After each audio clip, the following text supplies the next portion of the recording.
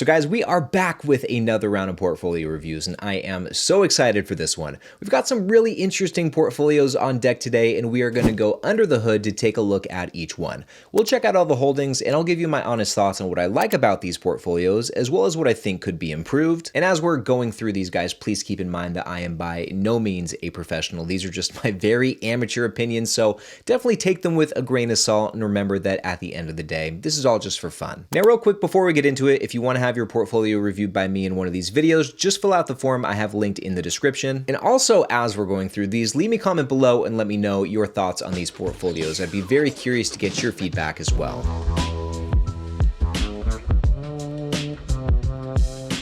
So our first portfolio of the day belongs to my friend Jimmy, who's relatively new to the investing game. Jimmy's been investing for less than a year, and he has a very long time horizon, not hoping to live off dividends for another 30 years or so. And every single month, Jimmy's investing $100 into the portfolio, and in the notes here, Jimmy says, I am 18 years old, just about to start college, and I'm planning on setting and forgetting for the next few years. I would love some ETF suggestions to add to my portfolio. I couldn't decide what S&P fund to stick with, so there are 3 in there, but I ultimately chose SPLG for its low expense ratio. The portfolio is also mostly tech-based, but I would love suggestions on any other sector I should add. Now, looking at an overview here of Jimmy's portfolio, we can see he has just under $2,000 invested, and so far he's doing pretty good. He's up about 20% in the portfolio, and if we look at the dividend stats, a very low starting yield at 0.6% with a 7% dividend growth rate across the entire portfolio. Now guys, we'll take a look at all of Jimmy's holdings here in just a moment, but I did want to mention that he's sharing his portfolio with us using Snowball Analytics, which is actually the sponsor of today's video. This is hands down my favorite portfolio tracker. I think you guys would absolutely love using it, and I want to tell you a little bit more about it. One of the most essential tools for any dividend investor is a solid portfolio tracker, and Snowball Analytics is like the Swiss Army knife of portfolio trackers. As you can see, the layout is very clean and intuitive, and the platform overall is pretty easy to navigate. Plus, it's packed with more charts and graphs than you can count, which speaks to just how much data you get, not only for your portfolio, but also at the individual stock level as well. Pretty much anything you want to know about a company's financials or dividend history can be found here within the platform. Now, in my opinion, what really sets Snowball Analytics apart are the features that it has specifically designed for dividend investors. I'm actually convinced that this platform was made for us, and here are some of my favorite features. First off, Snowball tells you your total returns by default throughout the platform, which may sound like a small thing, but it's crucial for dividend investors because it doesn't neglect the dividend income we receive when calculating returns. Most other portfolio trackers will only show your share price returns, which is really only half the equation, so it's refreshing to see dividends automatically factored into these calculations. Additionally, Snowball has a pretty in-depth event calendar that keeps you updated with upcoming news, dividend payments, and any other important stuff going on, and they even have a dedicated dividend calendar so you can see who's paying you each month, when they're paying, and how much they're paying. Beyond these tools, Snowball also has a community section where you can check out other users' public portfolios to see what others are investing in, which is always a fun thing to look at. Plus, they have stats for stocks and ETFs that show what's trending and what's popular among other investors.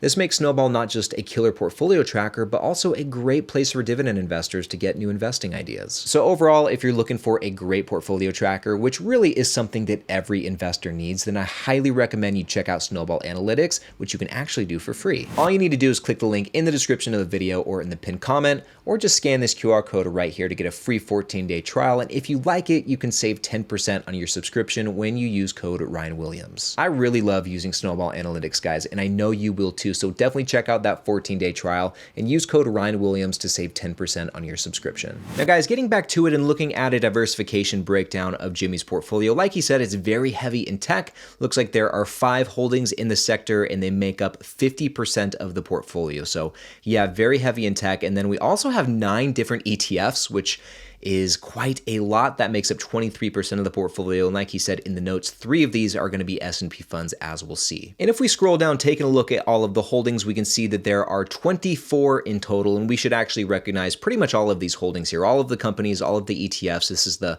full spread. I'll continue scrolling down to the bottom here so we can see them all. And my first impression of this portfolio is that I actually really like all of these holdings on their own. I love Costco, love Realty Income, can't go wrong with the S&P 500 or QQQM.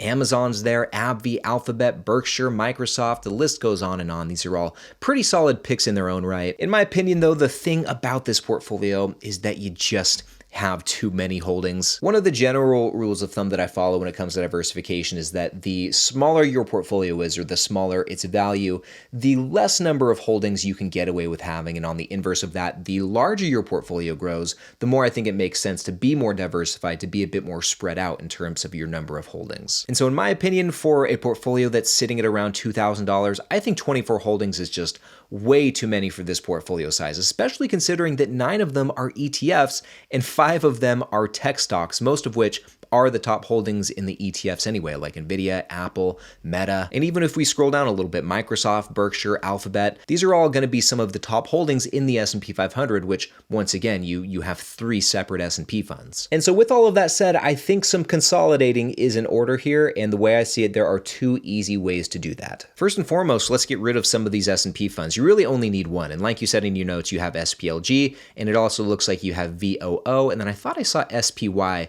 up in here as well. So I think you could get rid of all of these, and truth be told, I think you could get rid of a lot of these other ETFs as well. I really think you would just need something like the S&P 500 and SCHD. I think those 2 pair together pretty well. If you want some gold exposure, I think that's fine. It's actually done pretty well for you so far. I don't know if you need a whole lot of gold exposure, but like I said, it is done pretty well for you so far. And I'm not entirely sure that you need JEPQ at 18 years old, and I don't think you need this ETF right here either. So I really think you could narrow down these ETFs. But with that, I think there's one other pretty easy way that you can do some consolidating. If we scroll down looking at all of the holdings once again, in my opinion, since they are such small positions, I don't think you really need to hold on to a lot of these. They're not going to move the needle for your portfolio in any meaningful way. So I think all they're really doing then is creating some clutter here in the portfolio. And it's not that these holdings are bad. It's just that, like I said, they're such small positions. They're really not going to be that meaningful for you. So in the meantime, they're just creating this bulk. Now, if this was my portfolio, I would probably just narrow it down to 2 ETFs. Like I said earlier, the S&P 500 with SCHG, I think that's a really solid pair. You could keep that gold ETF as well. So let's call it 3 ETFs. And then I would maybe pick just a few stocks on top of that. Nothing too crazy, just maybe a small handful, whichever ones you understand the most and have the highest conviction in. And I think those paired with the couple ETFs would create a very well-balanced portfolio that's going to give you the best of both worlds. Overall though, Jimmy, I couldn't be more stoked to see you investing at such a young age. Even with the portfolio as it is now, you're doing a great job, so keep up the good work, and thank you so much for letting me review your portfolio.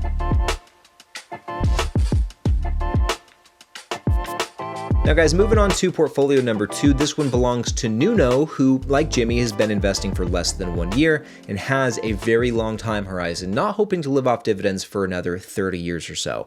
And in the meantime, Nuno is investing about €300 into the portfolio every single month. And Nuno has made it very easy for us. There are no notes here, so we can just get right into the portfolio. So as it stands, Nuno's portfolio is valued at about €10,850, and he's doing pretty well so far, up 14%. And if we look at the dividend stats, we're getting a pretty low starting yield at 1.25% with a 7% dividend growth rate. Now with that said, if we scroll down, taking a look at all of the positions, let's categorize this by heaviest weighting to the lightest. All in all, there are 15 different positions here in the portfolio. 14 of them are individual companies, with the one ETF being this right here. This is just the S&P 500 making up 13% of the portfolio. And I've got to say, I like almost everything about this portfolio. To me, this is almost a perfect looking portfolio. From top to bottom, I think all of these holdings, for the most part, are fantastic picks, and it's pretty well balanced across different sectors and industries. It's not too tech heavy like I feel like I see with a lot of different portfolios. And the number of holdings is great too. 15 is a solid number. I don't think there's too many or too little, and I think the number of holdings makes sense given the ratio between individual companies and ETFs here. Now, with that said, there is what I think to be one blemish in this portfolio, one thing that I'm not too entirely crazy about, and that's this holding right here. This is Gevo, G-E-V-O, and if we jump over and look at this company on Snapstock, it is just not good. And if we look at the financials, it's no surprise here. I mean, revenue is actually pretty much declining over the last decade. This company is losing money, earnings per share is negative, they're not generating any free cash flow, so that's negative as well. And with that said, I'm definitely biased towards investing in certain types of companies. I do not like investing in unprofitable companies, which is why I think this is a blemish on the portfolio. But other than that one position, I think this portfolio is looking awesome, and the rest of these picks are top notch. So great job, Nuno, and thank you so much for letting me review your portfolio. Keep up the good work.